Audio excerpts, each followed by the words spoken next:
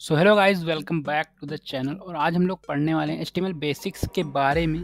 तो इस वीडियो में हम लोग देखेंगे HTML डॉक्यूमेंट को कैसे डिफाइन करते हैं। किसी भी HTML एलिमेंट में हम लोग हेडिंग टैग का यूज़ कैसे करते हैं, कैसे हम लोग पैराग्राफ्स लिखते हैं, कैसे किसी इमेज को ऐड करते हैं।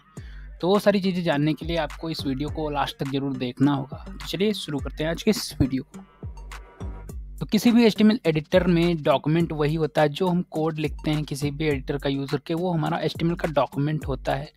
So all HTML document must start with a document type declaration. Means किसी भी HTML का डॉक्यूमेंट अगर हम लोग लिख रहे हैं तो हमको डॉक टाइप HTML हमको डिफाइन करना पड़ेगा और इसी डिक्लेरेशन से हमारा कोड जो है स्टार्ट होगा। The HTML document itself begin with HTML and and with HTML। तो ये हमारा स्टार्ट टैग है और ये हमारा एंड टैग है। तो किसी भी HTML डॉक्यूमेंट को अगर हम लोग स्टार्ट करते हैं तो स्टार्ट HTML टैग से स्टार्ट होगा और वो एंड होगा एंड टैग से। तो इतना आपको क्लियर हो जाना चाहिए। The visible part of the HTML document is between body tag. तो जो कुछ हमको कंटेंट डिस्प्ले पे अपने विजिबल कराना है, किसी भी वेब पेज पे विजिबल कराना है, तो उसको हम लोग अपने बॉडी टैग के अंदर डिस्क्राइब करते हैं। ये आपको मैंने पिछले वीडियो में भी बताया था। तो अभी हम लोग क्या करते हैं, एक सिंपल सा एग्जांपल लेते हैं किसी भी HTML डॉक्यूमेंट का। तो यहाँ पे आप लोग देख सकते हैं हमारा जो डिक्लेरेशन ऑफ डॉक्यूमेंट टाइप है वो हमने कर दिया यहाँ पे पहले ही, और पहली लाइन में इसको हम लोग कर देंगे। इससे क्या रहता है, ये हमको पता चल जाता है कि हम लोग जो HTML डॉक्यूमेंट लिख रहे हैं वो हमारा HTML5 का यूज़ करके ही हो रहा है। ठीक, उसके बाद हम लोग HTML के अपने रूट एलिमेंट की बात करते हैं। ये हमारा स्टार्ट टैग हो गया और ये हमारा एंड टैग हो गया। तो इसके बीच में अपना HTML का डॉक्यूमेंट लिख सकते हैं। अब बात करेंगे अपने विजिबल कंटेंट यानी बॉडी टैग की। तो जो कुछ हमको डिस्प्ले पे वेब पेज पे डिस्प्ले कराना है तो वो सारी चीज़ें हम लोग बॉडी टैग के अंदर लिखते हैं। और बॉडी टैग के अंदर यहाँ पे H1 टैग यूज़ हुआ है और पैराग्राफ टैग यूज़ हुआ है।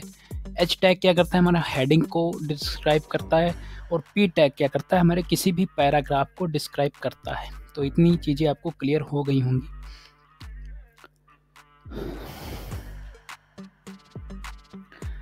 अब बात करते हैं डॉक टाइप डिक्लेरेशन के बारे में। तो डॉक टाइप डिक्लेरेशन आखिर हम लोग करते क्यों हैं? So doc type declaration represents the document type and helps browser to display web page correctly. Means doc type जो है वो डिक्लेरेशन इसलिए यूज़ होता है क्योंकि वो डॉक्यूमेंट टाइप को पहले से डिस्क्राइब कर देता है और किसी भी ब्राउज़र को ये समझना आसान हो जाता है कि हमारा HTML का डॉक्यूमेंट है वो HTML5 का यूज़ करके बनाया गया है। ठीक, it must only appear once at the top of the page before any HTML tag. तो हमारा डॉक टाइप डिक्लेरेशन किसी भी वेब पेज के पहली लाइन में ज़रूर से ज़रूर यानी मस्ट अपीयर होना चाहिए। ठीक, the doc type declaration is not case sensitive. तो ऐसा नहीं कि हमारा डॉक्यूमेंट टाइप जो है इसको केस सेंसिटिव में लिखा जाता है। हम लोग इसको स्मॉल लेटर्स में भी यूज़ कर सकते हैं अपने HTML डॉक्यूमेंट में। HTML doc type declaration for HTML5 is. So HTML का डॉक टाइप जो है वो HTML5 के लिए बनाया गया है, इसके लिए यूज़ होता है। ठीक, अब हम लोग बात करेंगे अपनी HTML हेडिंग्स के बारे में कि हम लोग हेडिंग्स को कैसे यूज़ करते हैं, कैसे अपने HTML डॉक्यूमेंट में हम लोग हेडिंग लिखते हैं। So HTML headings are defined with the H1 to H6 tag. तो किसी भी HTML हेडिंग को यूज़ करने के लिए हमारे पास 6 लेयर की हेडिंग होती है, H1, H2, H3, H4, H5, H6। और हम लोग इनको H1 से स्टार्ट करके H6 तक यूज़ कर सकते हैं। H1 defines the most important heading and H6 defines the least important heading। तो जो हमको हमारे वेब पेज के टाइटल या हेडर के रूप में यूज़ करना होगा उसमें हम लोग अपने H1 को यूज़ कर सकते हैं क्योंकि ये मोस्ट इम्पॉर्टेंट हेडिंग को डिफ़ाइन करता है, और H6 क्या होता है, हमारे लीस्ट इम्पॉर्टेंट हेडिंग को डिफ़ाइन करता है। ठीक, अब ये सारी चीज़ें हम लोग एग्जांपल में देख सकते हैं कि हमारा H1 tag this is heading 1, ये हमारी मेन हेडिंग रहेगी किसी भी वेब पेज की इम्पॉर्टेंट हेडिंग। H2 हमारी सब हेडिंग रहेगी और H3 हमारी H2 की सब हेडिंग रहेगी। इसको हम लोग वेब ब्राउज़र पे करके देखते हैं कि कैसे काम करता है। तो अभी हम लोग आ चुके हैं अपने विजुअल स्टूडियो कोड पे और हमको सिंपली यहाँ पे हेडिंग टैग का यूज़ करना है, हेडिंग टैग को लिखना है। तो हेडिंग टैग हम लोग बॉडी टैग के अंदर लिखेंगे क्योंकि हमें बॉडी अपनी हेडिंग को किसी भी वेब पेज पे डिस्प्ले कराना है। तो हम लोग सिंपली यहाँ पे H1 लिखते हैं। H1 टैग लिखने के बाद हमारा ऑटो कंप्लीट हो जाएगा और यहाँ पे हमको लिखना होगा, जैसे हम लोग लिखेंगे दिस इज़ अ हेडिंग, या फिर हम लोग कुछ भी लिख सकते हैं हेडिंग 1।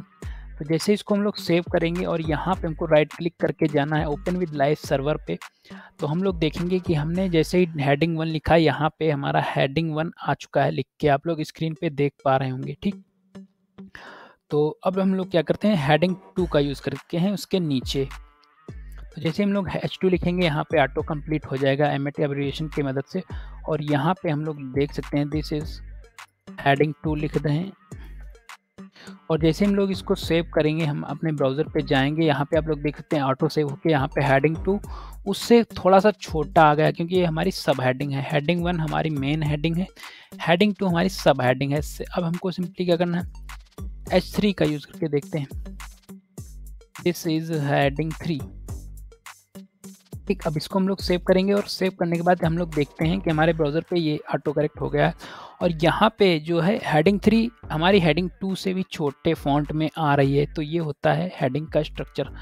अब मान लीजिए हम लोग बात करें हेडिंग 6 की, तो हम लोग हेडिंग 6 यहाँ पे लिखते हैं, दिस इज हेडिंग 6।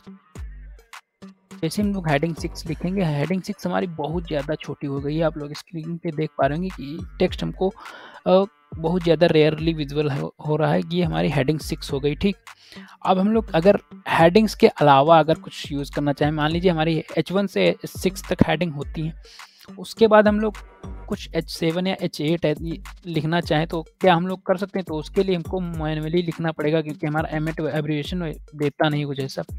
अब हम लोग लिखेंगे दिस इज हेडिंग 7 और देखते हैं क्या कुछ इसका रिजल्ट रहता है। तो जैसे हमने लिखा दिस इज हेडिंग 7, तो कुछ टेक्स्ट तो आया है, लेकिन क्या ये हमारा हेडिंग 7 का टेक्स्ट है? नहीं। अगर हेडिंग 7 कुछ होता तो हमारी हेडिंग 6 से भी छोटा होना चाहिए था, जो कि नहीं है।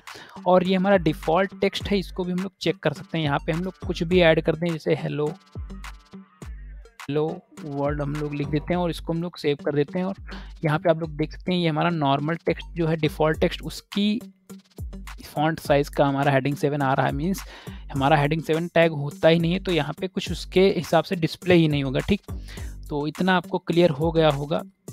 मैं इसको हटा देता हूँ ताकि आपको कोई कन्फ्यूज़न ना रहे, और इसको इतना सेव कर लेता हूँ। ठीक।